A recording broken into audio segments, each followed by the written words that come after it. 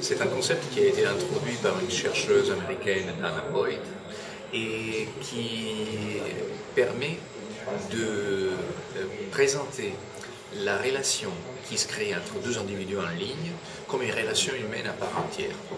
En gros, si souvent en français on traduit friending par amitié, on dit on est amis sur Facebook, on demande l'amitié de quelqu'un sur Facebook, ben, ceci est souvent une ruse de l'interface de Facebook, c'est une manière pour nous inviter en gros à créer un lien entre deux profils.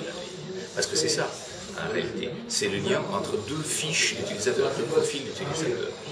Il y a des différences très importantes entre l'amitié classique, je veux dire celle à laquelle la philosophie classique nous a habitués, et le friending de Facebook.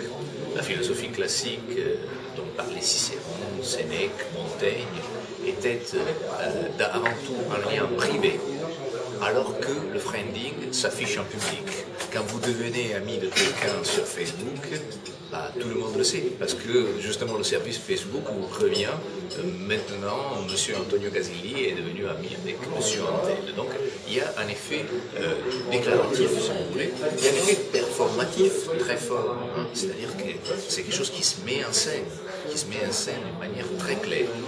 Il y a aussi un autre élément très important, l'élément de l'utilité. L'amitié classique était désintéressée. Donc au moment où vous commencez à vouloir un peu exploiter votre ami, évidemment, il y a une rupture de la convention. Alors que en ligne, avec le friending, on admet une certaine partie d'exploitation réciproque.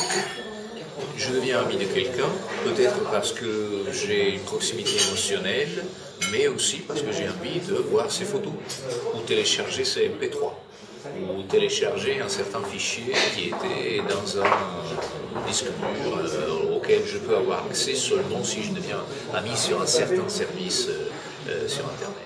Et un autre élément encore qui caractérise le friending par rapport à l'amitié, c'est le fait de pouvoir et savoir prendre en compte le conflit. Dans l'amitié classique, on ne peut pas être dans une démarche conflictuelle. Si on commence à rentrer dans un conflit avec un ami, bah, il y a encore une fois rupture d'amitié. Alors que sur Facebook, sur Twitter, on peut être ami de quelqu'un tout en le détestant, et justement parce qu'on le déteste. Je suis ami de quelqu'un, par exemple, parce que je veux voir ce qu'il est en train de dire de moi, ou alors justement pour pouvoir le harceler.